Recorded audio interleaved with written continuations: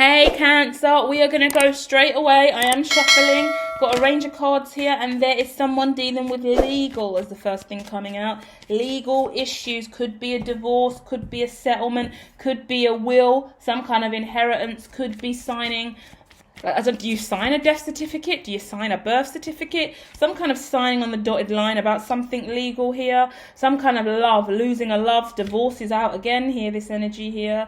Maybe you've lost a husband recently. My condolences to anyone that may have passed away in recent time, very recently in the last 2 weeks. I'm really, really sorry to hear that, okay?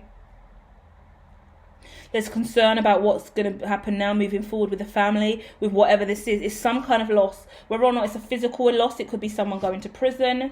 It could be someone moving away from the family unit, traveling the world, someone getting a position in the army, the military, changing their life around. Could be a will. I said that once already, but there's will energy here again about someone inheriting a large lump sum of money. Also someone working really, really hard to get some kind of scholarship or funding, yeah? But I see scholarships in regards to going to college in America, US scholarships, getting accepted into an Ivy League school. And I'm from the UK, so I don't really know about that kind of stuff. So that's interesting that that's also coming through, okay? Stay with me, because although all of this is going on, there is a story playing out more predominantly than anything else.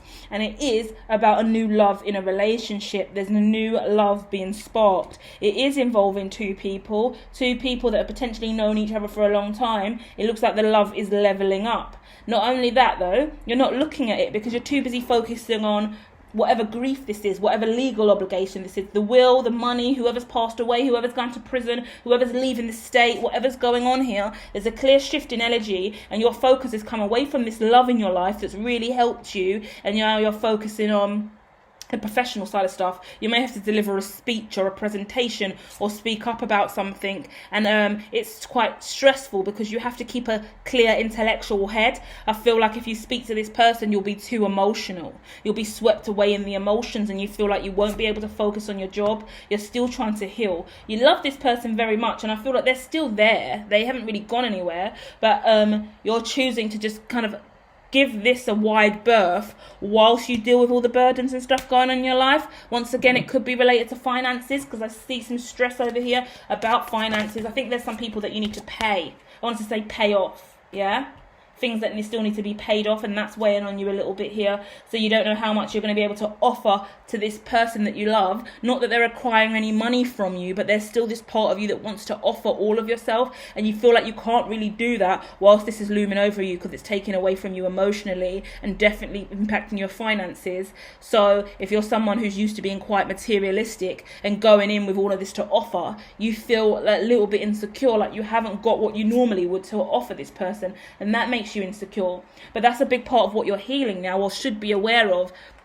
Anyone in your life and anyone you're choosing to spend time with and give your love to, you should know that they should be able to be there for you in the light, during the light and the dark phases of your life. So in relationships you've been in the past, you've chose to pull away from people and reserve your energy and keep secrets and stay quiet when it comes to struggles in your finances and difficulties with your emotions, because it was easier for you to hide all that stuff and keep it to yourself. And that's why your relationships in the past were always reflective of those relationships. You never had a really deep internal relationship with others because you always kept it surface level. So you could be in a relationship for 10 years, 20 years. You could have been in relationships all your life, long-term relationships. But if in every single one of those relationships, you still had a barrier up whereby you met them really face on with exactly what you had to offer, still held all your emotions in, and really just met them with the coin equally, then there was no room for you to have a shortfall and have a broke day. There was no room for you to have an emotional breakdown. So they don't know the you who has an emotional breakdown, which we're all having at least once or twice a year. I don't care what you tell me, we all fucking have emotions, whether we numb them or not. They're there somewhere. Along with the emotions, you're not going to be wealthy and abundant all the time. It's going to be an odd month where you're struggling a little bit financially. Even if you are fucking millionaire, billionaire, there are times that you struggle. A lot of money coming in, a lot of stuff going out. You didn't make a lot of money this quarter as much as you wanted. But you never let anyone into that space, in that region, into your life. So no one's been able to meet you in those lower vibrational moments or those difficult transitionary times in your life. Therefore, your relationships have reflected that. And it's so fucking important to have relationships that are there during the transitional phases. They're the most important, most difficult times to be in union and really know your other and have a meaningful relationship, is during those transitionary phases. Because it tells you everything you need to know about your partner during those moments. And if you can transition together in that moment, your partner may not be transitioning. They could have transitioned a week ago, a month ago, 2 years ago. And when we're talking about transitioning, we're talking about that ascension. That cycle from a really heavy phase in life to a really light phase where you come up. You've got to go down the spiral, sit Fibonacci, sit in the heavier vibration, assess yourself, adjust your labels, play with the Rubik's Cube, put it all in the right colours, get it aligned, and then come up again, ascend again. That's the spiritual journey. Doing that on your own is good and well, but when you're doing it on your own and you're in a relationship with someone else, you're taking away from the relationship. You're not really giving to the relationship at all if you can't transition and play fucking Lego with your partner. I mean, I'm a developmentalist. I work in I've studied childcare most of my life. So for me, sitting on the floor, playing at ground level, building fucking Lego, building a tower out of bricks, that's what you want to do. And you want to play cooperatively with others.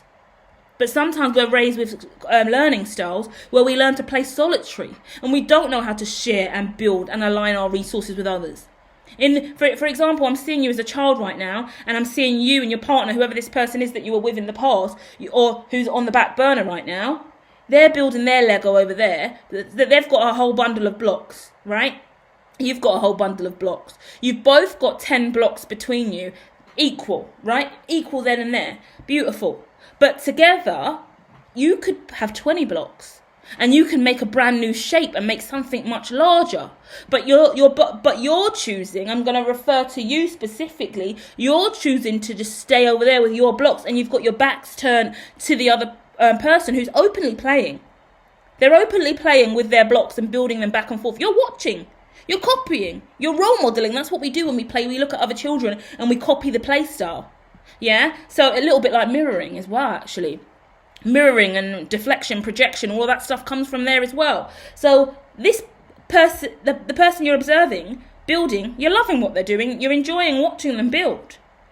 They're looking at you. They're open. There's space for you on the mat right next to them to bring your blocks along and join in and start building a tower with them. But you're a little bit worried. You're like, well, if I bring my blocks over there, how am I going to know what blocks are still mine and what blocks are yours? Because our blocks are the same colour, so they're going to get all mixed up. Maybe I should put my name on them. What do I do to clarify that these are my blocks? And what if I don't want to play with you and I'll take all my blocks back and go? What if you build something that I don't like? Like, it's all of that kind of stuff here, and that's weighing you down. That's unnecessary. That's really old school programming. A little bit autistic on the spectrum, I want to say as well. Not everyone's obviously autistic, but we all exist on a spectrum. So that's from solitary to an introvert, let's say, to extrovert.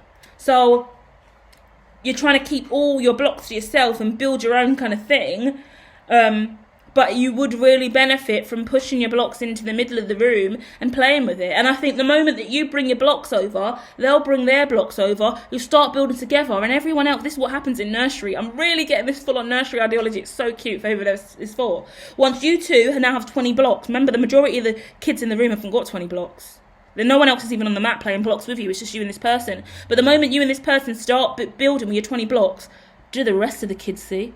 Do the teachers and key workers see? Everyone's over. They're getting all the blocks out of the cupboard. Now everyone wants to get involved. And instead of it just being 20 blocks, now you've got 200 blocks. Now the whole nursery's full of blocks, and you're building something nuclear, and it's gone out of the carpet area where you're normally allowed to play blocks, but the teacher said, you know what, this is a special day and occasion because both of you are building something so amazing. We're going to take a photo of this and put it in the portfolio, but furthermore, we are going to actually let you build blocks across the whole nursery today, and then we're going to create a whole theme for the next week where it's blockathon at nursery, and we're going to let you play blocks inside, blocks outside, bring your own blocks from home. I mean, do you see the incentive?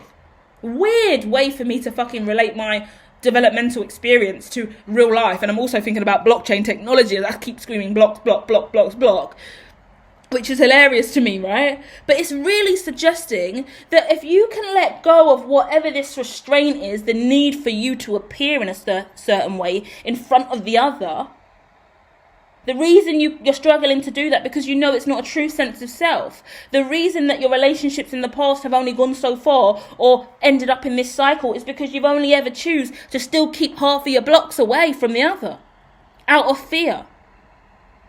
That fear-based vibration is not going to serve you, because look what I told you happens once you get all your blocks out and you bring them together with this person. You change your whole fucking ecosystem. You change the whole community. You bring everyone in and it turns into something nuclear, massive, awesome and amazing. Wow. So you've got to move on and let go of the past and let go of the insecurities. I know we get raised in different ways by our parents. We get taught to hold on and harbour certain things. We worry that people are going to steal it away from us. We panic about opening our hearts too much. We worry that we're going to be hurt. We worry that people are going to steal our finances. We're going to worry that people are going to see us as weak or insignificant or financially unstable and then not want to be with us. But the truth of the matter is, they're all silly insecurities that definitely don't exist in reality, at least in this reading from what I can see. And it's about you breaking ancestral curses and stepping into the light a lot more. And the moment that you can allow yourself to do this, does it feel freeing? And no, I can't guarantee that it's going to work out in your favour and this person won't screw you off down the line, because the world's full of wankers. Let's be fair. Let's keep it 100.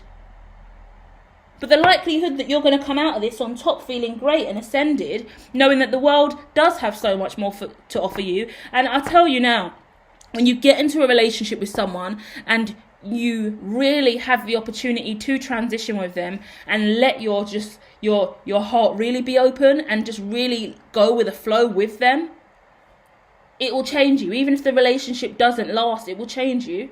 And it will change you for the better.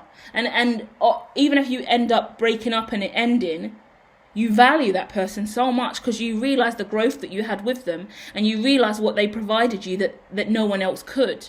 And in that breath, you truly know love, and you truly know receptivity, and you truly know openness, and you truly know what it feels to experience something like that. So you're more likely to want to experience that again, you know? And it's interesting, Cancer, because we kind of had this conversation with Libra. So if you're dealing with a Libra, I would go and watch the Libra read, because they kind of went through something a little similar in their last two readings, and I feel like it's worth you tapping into that energy. I feel like I've even called you Libra a couple times by accident. So if I am, I do apologise, Cancers. This is a Cancer read, but there is Libra energy inferring on this. So if you are a Libra cross watcher, hit the like, let me know you're there in the comments, and I will be back soon with more. Love and light.